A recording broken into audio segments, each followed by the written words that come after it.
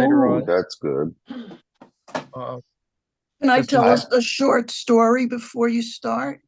Uh-oh, it's being, oh, never mind. Okay, 5th of December. Welcome to This and That. Um, uh, this will be a little fragmented because I there was just too much to do, too much to present. So Domenico Losurdo. Anyway, we will recall that our friend Henry did a translation of this Losurdo's work on Stalin, and uh, a there's a debut of a posthumous book by Losurdo on Western Marxism, and it actually should be a fairly major text. I hope people will read it. It presents a certain idea, and I'll talk a little bit about that, and then we'll sort of figure out whether we're going to just listen to the book drop that has a couple of interesting folks. One of the people who did the editing. It should be an interesting little chat. That's probably the best introduction. There's a an article in Jacobin on this that's well, probably less than complimentary. But you know, book reviews are book reviews. Let me lead off today by with a quote from Lenin, um, not John Lennon, but Vlad. Uh, One cannot live in society and be free from society. The freedom of the bourgeois writer, artist, or actress is simply masked or hypocritically masked dependence on the money bag, on corruption, on prostitution. And with that little cynical note, I included a thing that just came out. It was done a couple of days. Well, it just came out a couple of days ago. I think it's from a session at the Royal Geographical Society in England, and it's a thing with Slav Slavov Zizek and Yanis Varoufakis. Say that 3 times fast. And actually, it's kind of funny because they sort of joke with each other about whether they're communists or not, and it just I think it's moderately funny, and even if you can joke about Hegel, but you know it's a little too intellectual in that sense. It's only the first part. I assume they're editing to get the second part out, but the complete session with poor audio, which I've learned a lot about in being here. Is also available on YouTube, but it's really kind of hard to listen to or difficult to listen to because it was recorded not with the regular microphones, but from the audience. So that there's that. Um, this is from Timothy Brennan's review of the Losurdo book, which is on Western Marxism. In Western Marxism, Domenico Losurdo takes 20th century European and Marxists to task for unfairly dismissing anti-colonial socialist movements, but his broad brush condemnation fails to do justice to the rich and varied intellectual tradition he attacks. That is, actually existing socialism, i.e., Soviet socialism and its extensions, is simply another name for anti-colonial liberation. The real world success stories of socialism, he suggests, lie not with gray factories, 5-year plans, or overweight bureaucrats, nor with the welfare state victories of Western social democrats, but with sampans, Cuba Libres, and great leaps forward. It's a kind of flippant, needless to say.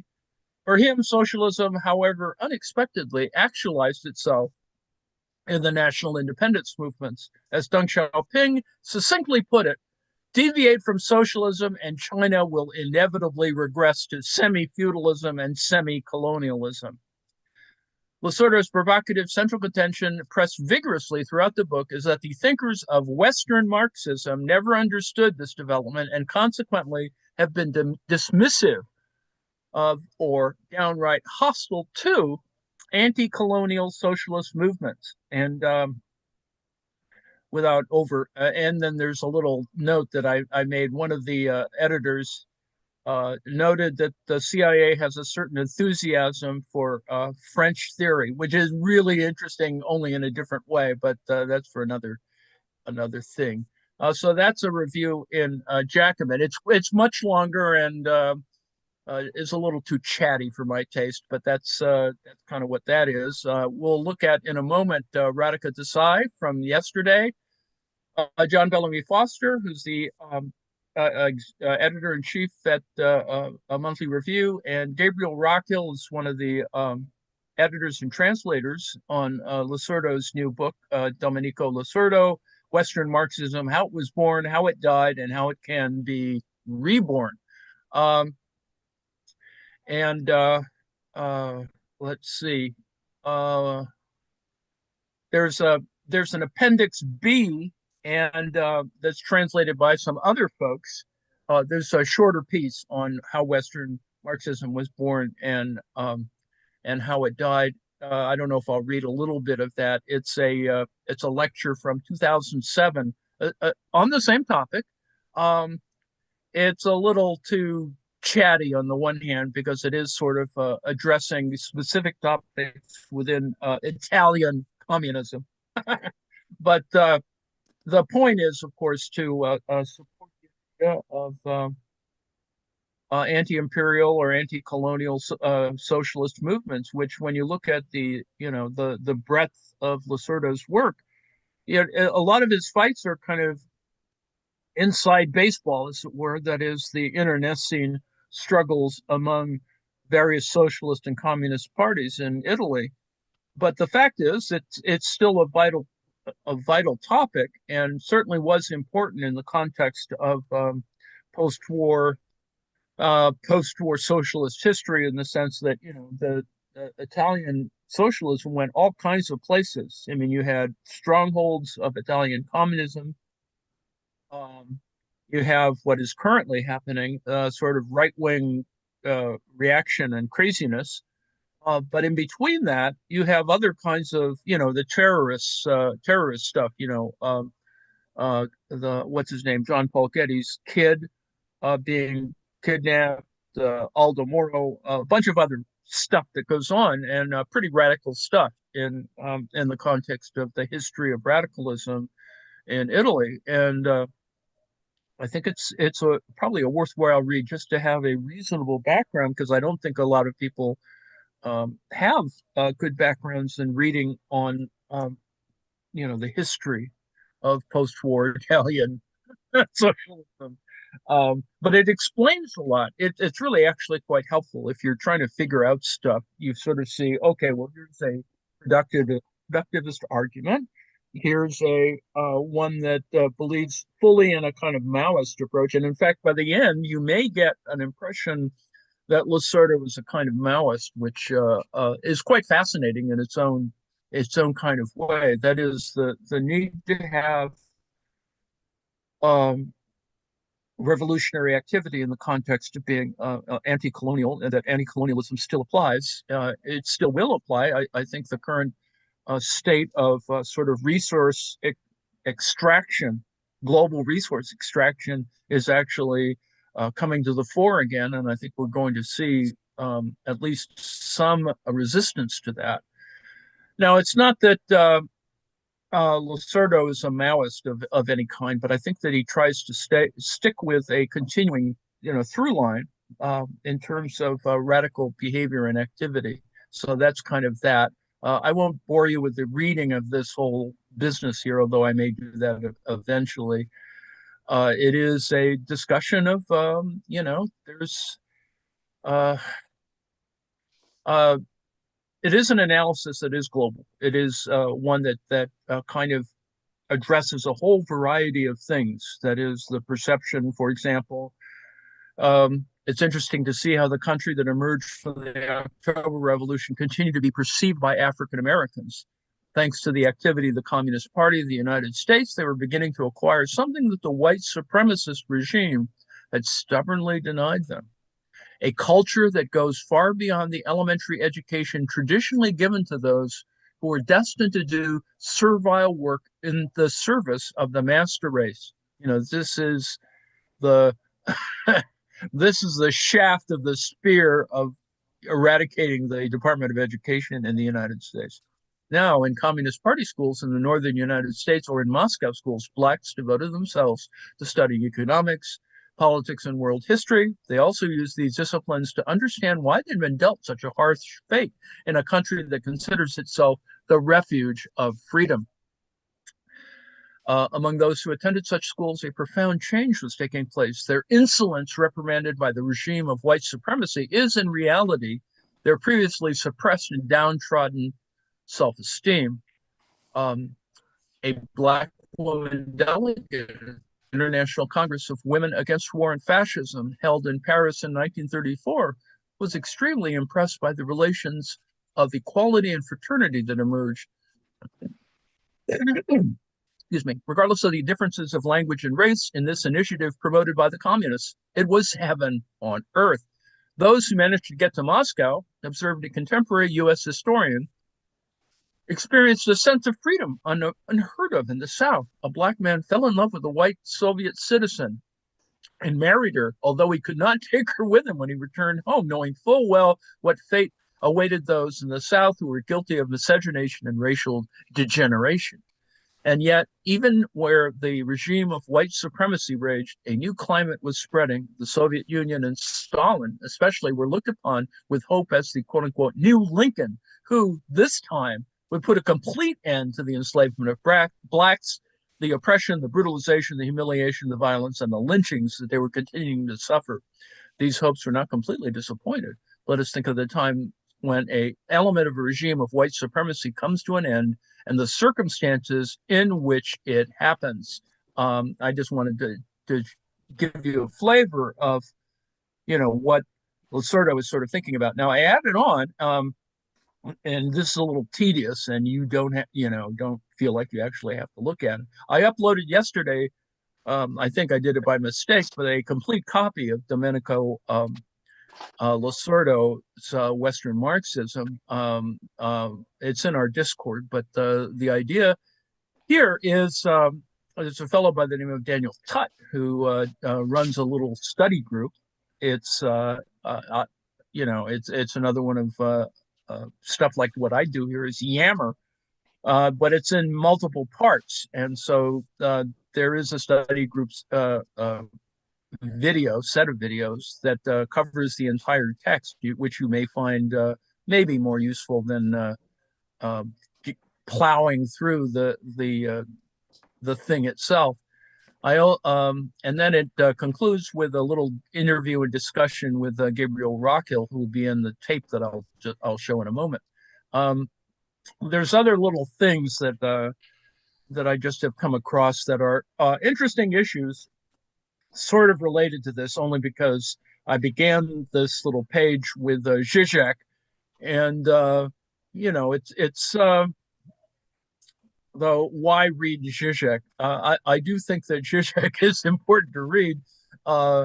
Needless to say, because he may be one of the few people left who has a sense of humor about doing what he's doing, and he has a following. I'm not necessarily part of that following, but he's just an interesting guy. And they're celebrating his 75th birthday, and I didn't realize he was so old or so young. So that's my little set of things for this page. And I will begin showing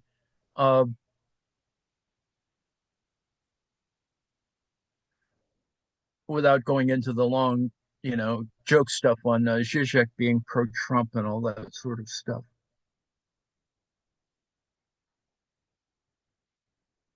So we'll only look at part of imperialist enterprises around the world.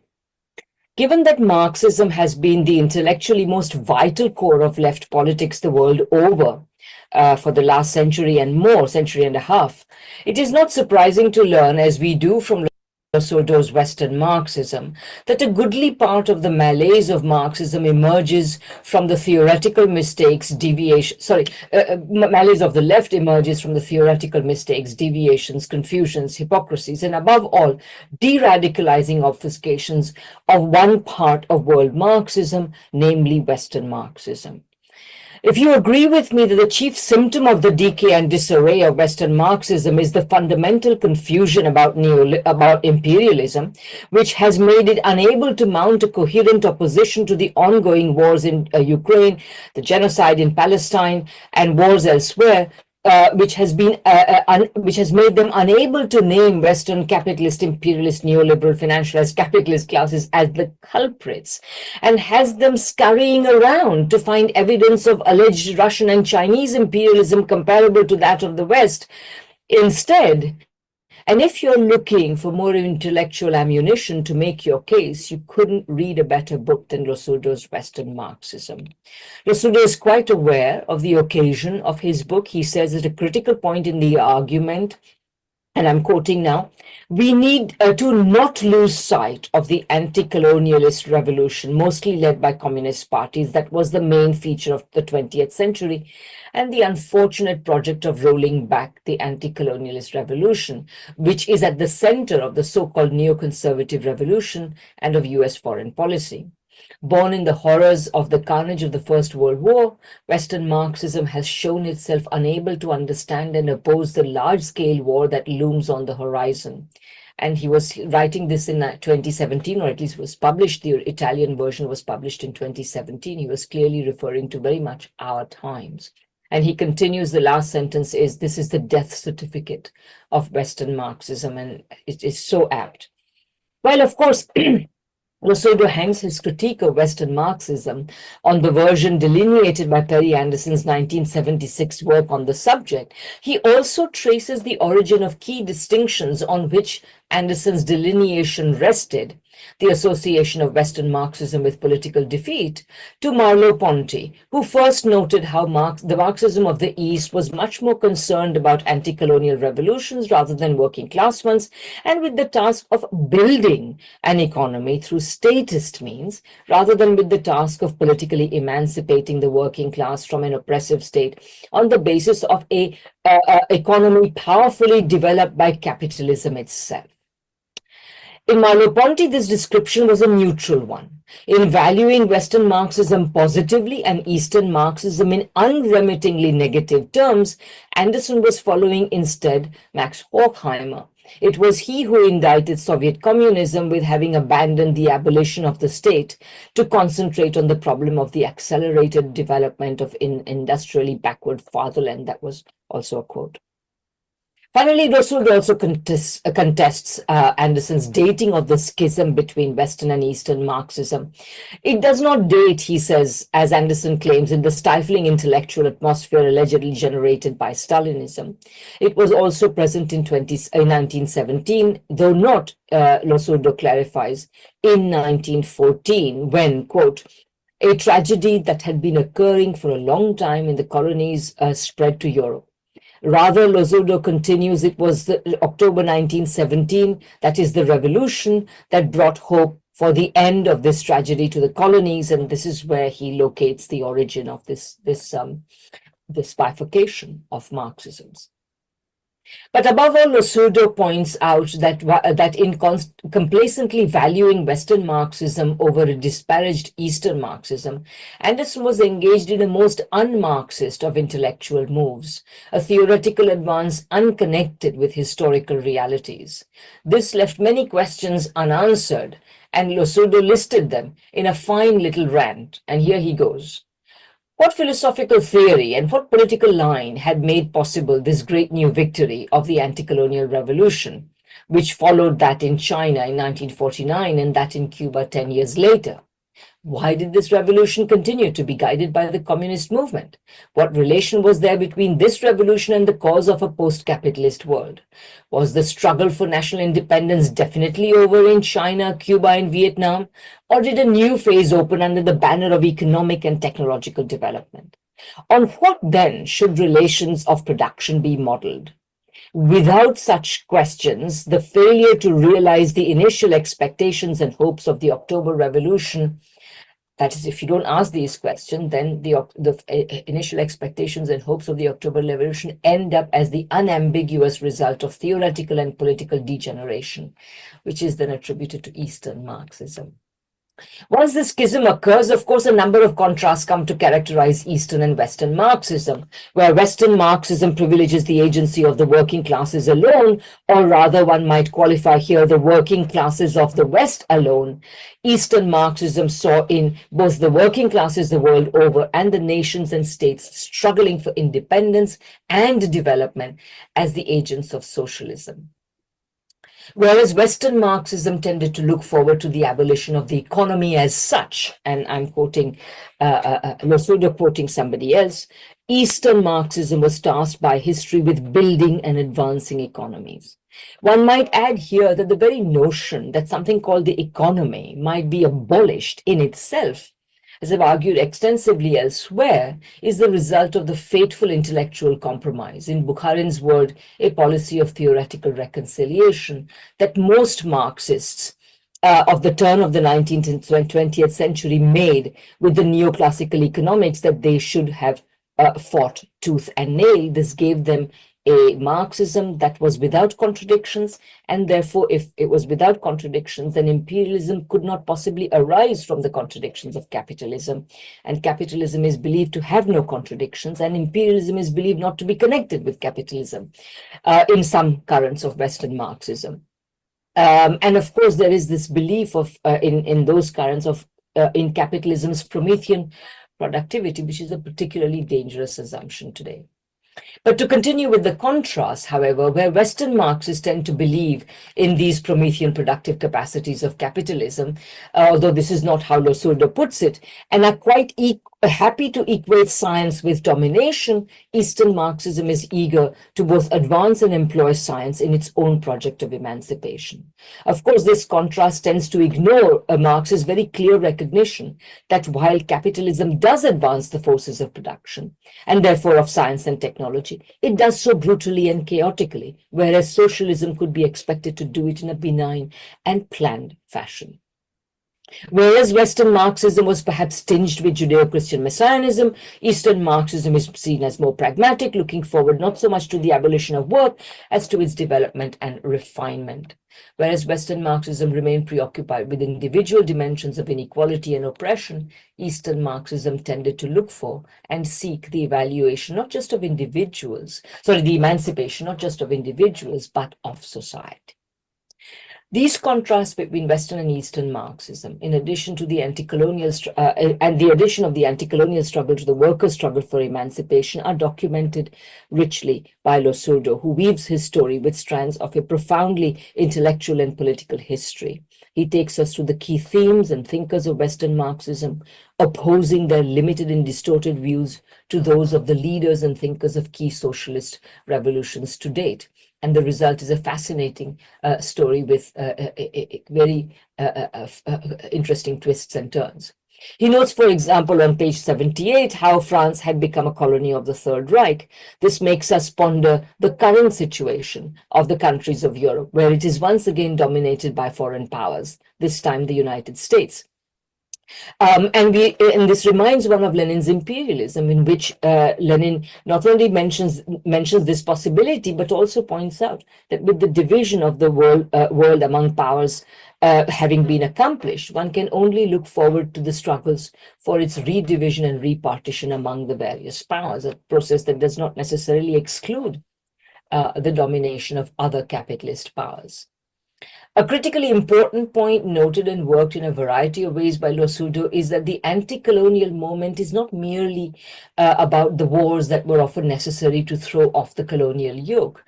These wars were only the beginning. They were followed by what is the essence of anti-imperialism in my view, and that is the task of building not only a socialist or communist society or something beginning to resemble that, but one that is strong enough, above all, to withstand the continuing pressure of imperialism. Much of the book is then taken up with this discussion that I mentioned earlier, which is enlightening and informative of how Western Marxist intellectuals have misunderstood and distorted the only revolutionary movements that have advanced under the banner of Marxism. In part 3, the discussion extends from the early post-war thinkers such as Althusser, Bloch, Bloch, Horkheimer, Adorno, Marcuse, and others. Here one is impressed to see, for instance, that Horkheimer's argument about the ressentiment of the less developed of the more developed, pioneered the argument that they hate us because we are prosperous. And that Marcuse anticipated modernization theory when he claimed that the dead weight of pre-technological and even pre-bourgeois customs and conditions offer strong resistance to development. Though one wonders whether the criticism of Althusser quite works, whether Althusser's critique of humanism might not have survived the anti-colonial test. Part 4 then focuses on the thinkers that come later, Arendt, Foucault, Hart and Negri and others, and part 5 on what Losurdo calls the final or degenerative phase of the Western Marxism, including figures such as Zizek, Harvey Badiou, and others, leading to the death of Western Marxism, a phase in which Western Marxism seems to simply take leave of well-known facts and engages in evasions that are dressed up as intellectual strategies. Here, I'd like to make a small criticism of the translation. The book is entitled Western Marxism, How It Was Born, How It Died, and How It Can Be Reborn. It clearly refers to Western Marxism. However, Losurdo does not speak, I think, unless I misunderstand him, of the rebirth of Western Marxism. He speaks instead of the rebirth of Marxism in the West and what would be required to shunt Marxism in that part of the world onto the right track. From the wrong one onto which it had been diverted, according to Losurdo, around the time of the Russian Revolution. And here I'll come to my concluding point. I want to make this point because I think it's very relevant, but at the same time, I don't want this to be seen as a criticism of Losurdo, simply a delineation of what he does do, which is what he sets out to do, from what he does not do, which he did not set out to do, and I cannot ask him to write a book other than the one he set out to write. This point emerges from my own work, which Jennifer mentioned, which is on geopolitical economy, the Marxist approach to international affairs that I have proposed, and which is very relevant here. It is also an approach on which the manifesto of the International Manifesto Group is based. The manifesto is entitled Through Pluripolarity Towards Socialism, and clearly envisages different countries moving towards socialism at different rates and in different ways, and so on. So if we follow Losurdo so far, this kind of approach might be part of the renewal of Marxism in the West and worldwide. So the reason I bring it up is that in my own attempt to study Marx, study the classical Marxists, and then try to bring out what I believe is an original but also a Marxist and a viable approach to world affairs, I found that there was a very important theoretical wrong turn that was taken by Marxists. And that was in the encounter with neoclassical economics, which I mentioned earlier. In this encounter, rather than fighting neoclassical economics, which had clearly emerged to displace classical political economy, whose culmination was the work of Marx, methodologically and theoretically, and to replace its central categories such as value and mode of production and relations of production and so on, with completely other a set of categories such as utility and supply and demand and prices and so on. So instead of attacking this frontally, and this was done initially by the likes of Bukharin and even Hilferding, but very soon this was given up in favor of what Bukharin called a policy of theoretical reconciliation. And this gave rise to an understanding of Marxism which was without contradictions, which was therefore could not give rise to imperialism. And that is why this is the beginning of the theoretical mess that is the understanding of imperialism that we have today in the 20th century, beginning quite early on. So essentially, geopolitical economy develops Marx's view that class and nation are both agents of socialism. This is there in Marx. And if I had made a PowerPoint, I would have shown you a lovely poster that we did for a conference we organized, in which Marx says around the time of the debates around free trade, that if the free trading the advocates of free trade do not understand how one country can become as rich at the expense of another, how should we expect to understand how one class can become rich at the expense of another? So clearly he puts class and nation right next to one another. And there's plenty of other evidence in Marx, including a very fine discussion of the economist Henry Carey, the American mercantilist economist Henry Carey in the Grundrisse, which further develops this understanding. And you can see that Marx is very aware of the effect of imperialism and what that means for the possibilities of development of other countries. So it's right there. And so geopolitical economy essentially develops these aspects of Marx. And I've written lots of different articles about this, and the one that perhaps most people might want to read is one I published in Capital and Class on the geopolitical economy of Marx. And in it, I take the idea of uneven and combined development, which is really nothing much more than the dialectic of imperialism and anti-imperialism, and put that at the center of the analysis of international relations. What drives international relations forward is the dialectic of imperialism and anti-imperialism.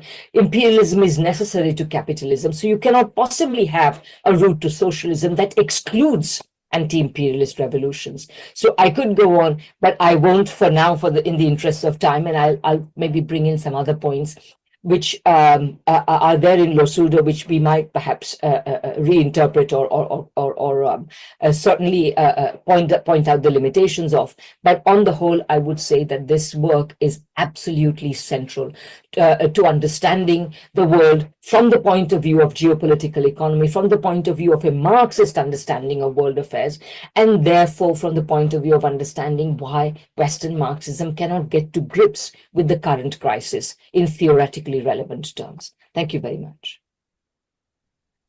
Thank you so much, Radhika.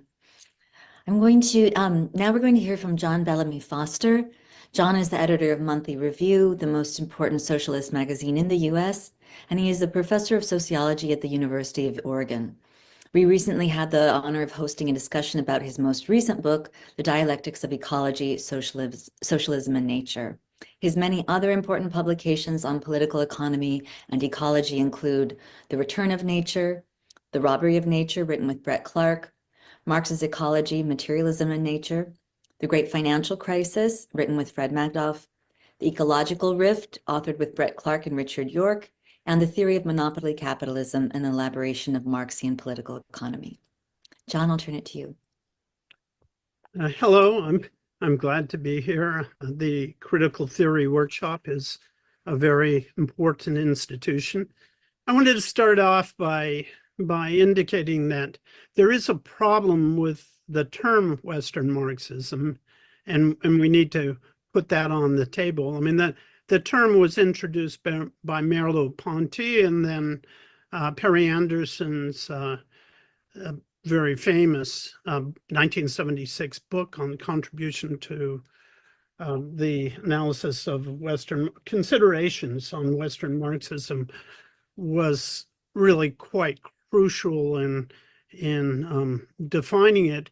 But it's a very strange definition. The original notion of Western Marxism from Merleau-Ponty had a philosophical definition, which essentially came from footnote 6 of Lukács's History and Class Consciousness, where Western Marxism, where Lukács had questioned Engels's notion of the dialectics of nature, and Western Marxism, in a post-Lukácsian sense, because Lukács didn't really adhere to this view, involved the complete rejection of the dialectics of nature, and with it materialism and so on. But of course, all of that is related to class and imperialism. When Perry Anderson wrote his book, and I read it right when it came out, it was handed to me, and I was shocked because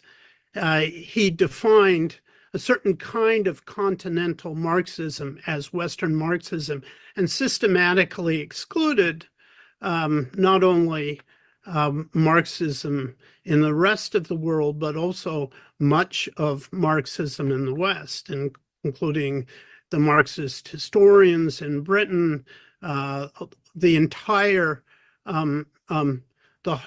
range of Marxian political economy, all of the Marxists who'd worked in natural science, and so on. So it became simply a group that conformed to Anderson's view of basically within philosophy and culture that had certain characteristics.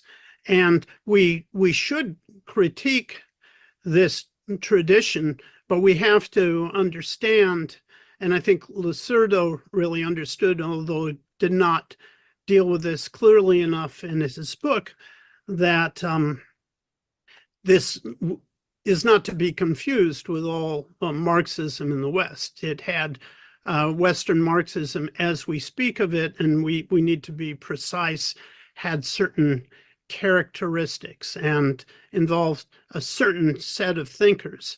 So we have to be careful not to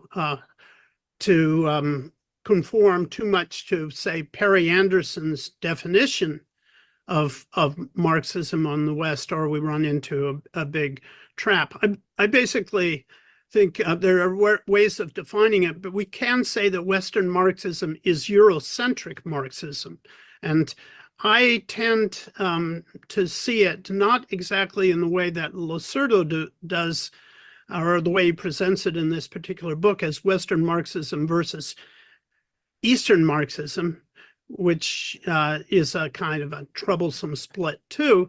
I see it as Western Marxism versus global Marxism, because it's not a question just of the East, it's a question of the global South, which is really rejected by Western Marxism, which is Eurocentric in character.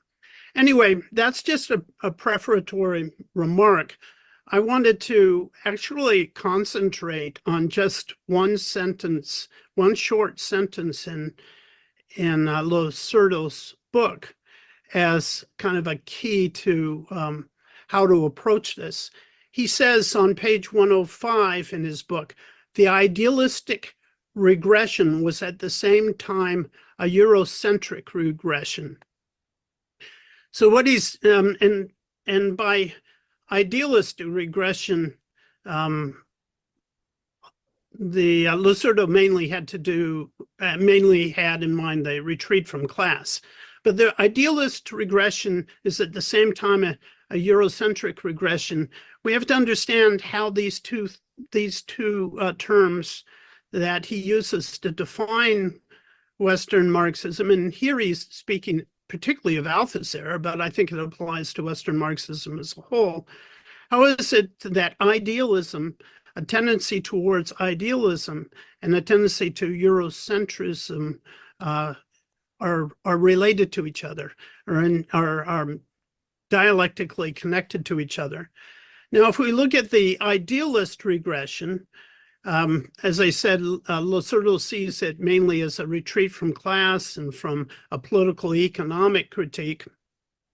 But we can go back to the philosophical definition of Western Marxism, which sees it first in terms of the rejection of the dialectics of nature, which is, of course, associated with Engels. And by rejecting the dialectics of nature, there's also a rejection of Engels and of Marxism itself, which is often said to have been invented by Engels, not by Marx, and of all of Soviet Marxism, or nearly all of it.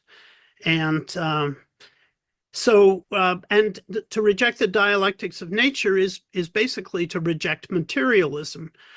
Because in a Marxist sense, we're talking about materialist dialectics and the dialectics of nature.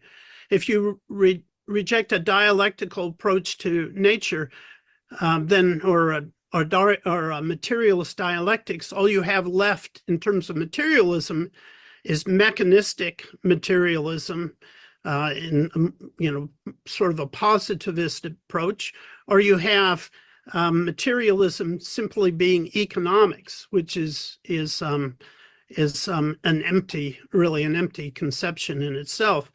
So to reject the dialectics of nature in Marxist terms is to reject materialist dialectics and to reject Marx's materialism and Marx's dialectics and all that came out of that.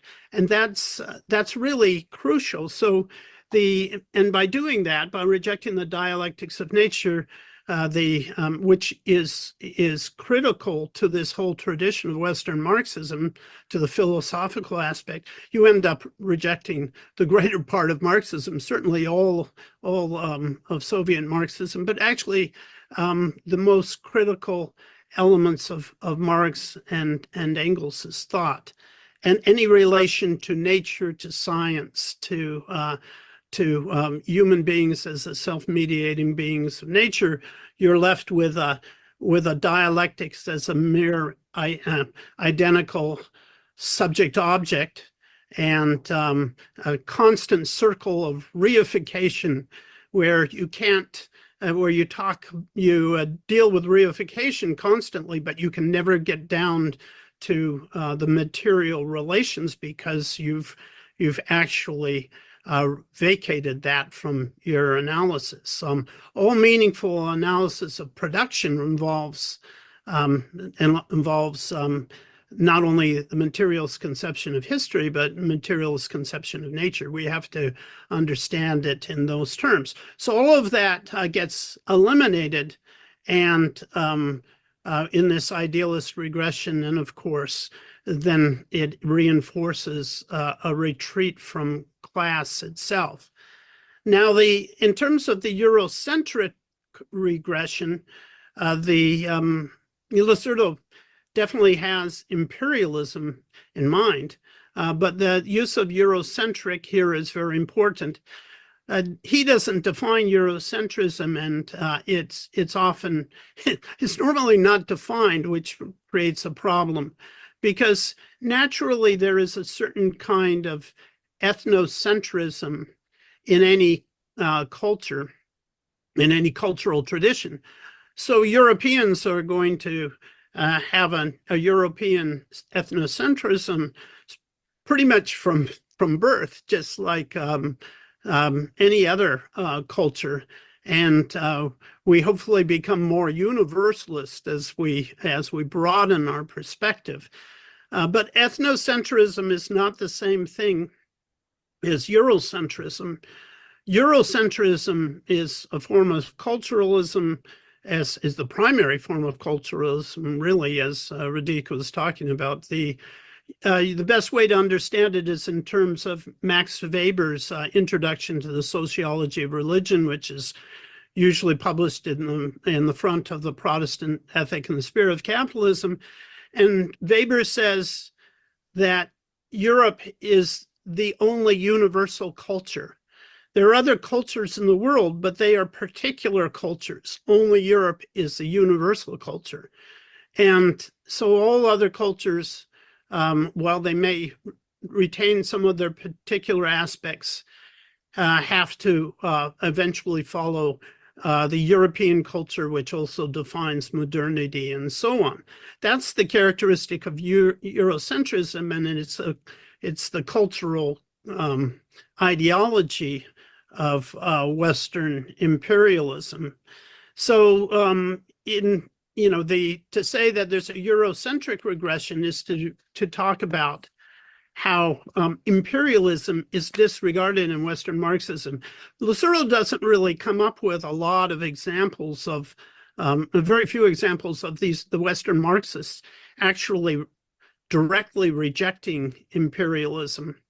Rather, they simply adopt Eurocentric arguments approach where Marxism itself is European first and forever, and no other part of the world can have an authentic Marxism. Only the West can. So Marxism itself is treated in Eurocentric terms, but they basically ignore the rest of the world and since revolutionary class struggle has diminished to the point of invisibility in the West, they basically write off class struggle and revolution along with imperialism and move in an orbit of perpetual cultural criticism, which is valuable and can be sophisticated, but cut off from all material bases and from the real revolutions going on in the rest of the world, ends up being empty and vacuous and actually indirectly supporting the system. So this becomes a problem. Luke, in his work on Lenin, Lukács had wrote, Lenin's superiority, and this is an unparalleled theoretical achievement, consists of his concrete articulation of imperialism with every practical problem of the present epoch. Now, the tradition that I belong to mostly as editor of Monthly Review, the whole tradition of Monthly Review has been involved in the critique of imperialism since its formation in 1949, and this is our view that the monopoly stage of capitalism, imperialism, this is the critical element that we have to understand, and this really defines Marxism in the late 20th and 21st century. So, but you can't find that view in what we're talking about in terms of Western Marxism, the main continental Marxist philosophers, the vast majority of them. And we see that in terms of Lukács, in his Destruction of Reason, in the part of his book that has actually attacked the most was attacked by Adorno, writing for a U.S. Army established and CIA funded publication, attacked by George Lichtheim and Frederick Jameson and Enzo Traverso in his ironically in his new introduction to the Destruction of Reason. What's attacked is the epilogue, and the epilogue to the Destruction of Reason is titled Post-War Irrationalism, and it connects the irrationalism of fascism in the Second World War period and before to the rise of U.S.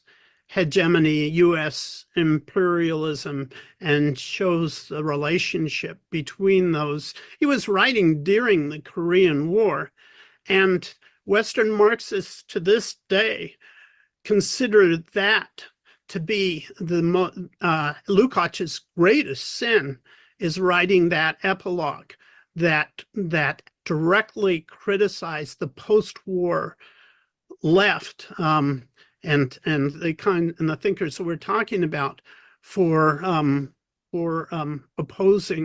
not opposing imperialism, actually getting absorbed in it. Now, I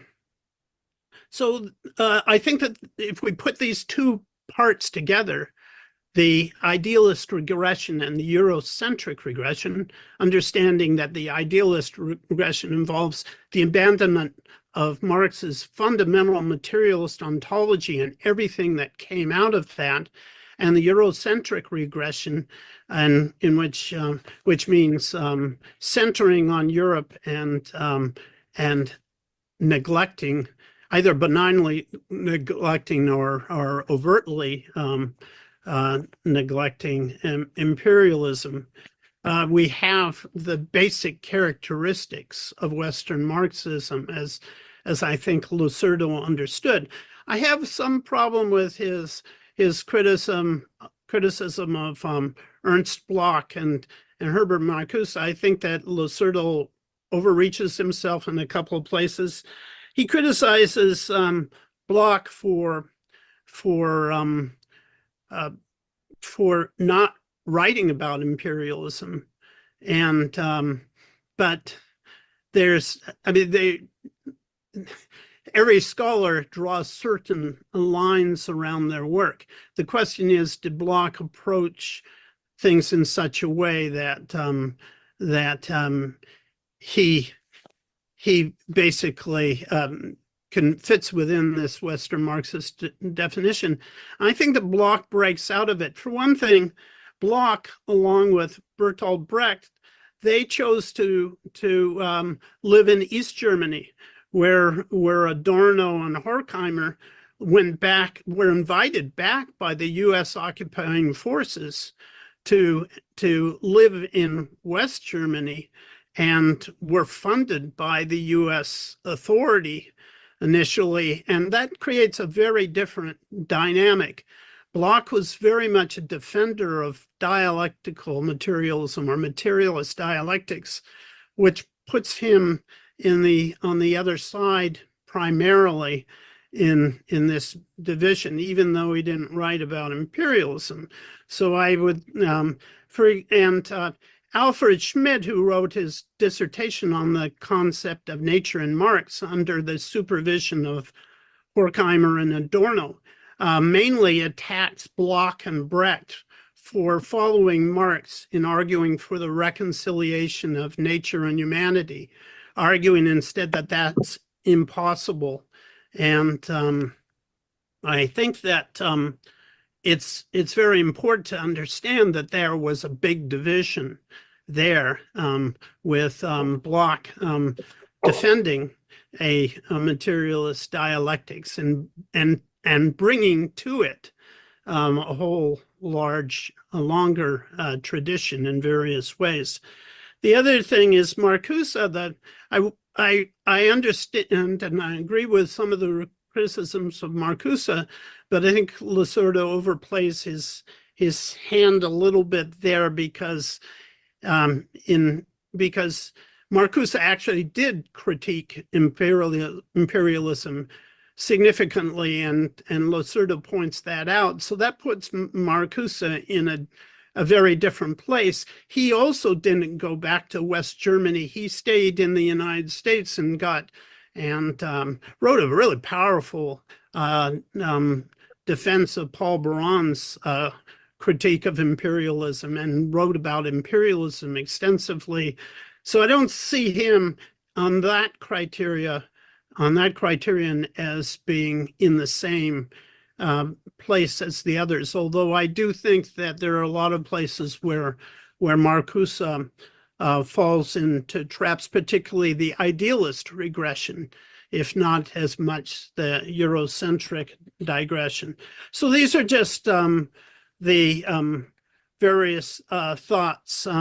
But I think that the big problem with Western Marxism, as we're talking about it, is that it was quite sophisticated, but it systematically excluded Marx's materialist perspective and the whole imperialist perspective, which starts with Marx and goes through Lenin and so on, and all the imperialist struggles. All of this is excluded. So the Marx's own analysis of materialism gets discarded and is undeveloped in the literature. It's almost argued that Marx isn't a materialist, but the extraordinary work that Marx did in that respect is almost unknown today. And also, as Radica says, Marx's own understanding of imperialism is only really being rediscovered today. So this is a fault that I place with Western Marxism. They have steered us in the wrong direction. And so we nowadays know more about Hegel, and I think Hegel is superior to a lot of the Western Marxist work, that he doesn't have some of these problems, but we know more about Hegel in some ways than we know about Marx within the Western Marxist tradition, and that's really a tragedy along with all the rest. So I believe, as Radhika says, in the rebirth of Western Marxism, but not as Western Marxism, as a component of global Marxism. Thank you. Okie doke. I'm going to stop there because there's another hour and a half of yammering that's possible, which we could take up, but not now. Thank you for putting up with this to this moment. Let's see if there's any brickbats, comments, interventions. Eurocentrism is the ethnocentrism of the hegemon, which makes it a totally different thing. Yes, indeed. Engels' Eurocentrism could be because that is what he knew. Yes, indeed. Especially with conditions of the working class in England. That's a very good point, Kelly. It's not a criticism of Engels, but yes, well, you know, there is a division there. I would assert to you that in looking at all of this literature, including Losurdo, is that it's a kind of it's very academic in the sense that basing, as Bellamy Foster points out, it's a kind of false dichotomy by saying there's Western Marxism and Eastern Marxism. Well, it's more than that, and I agree with him. It's you know, it's a whole North-South deal, and there is Eurocentrism clearly at work. It is ethnocentric in the sense that you can see this in Heinrich.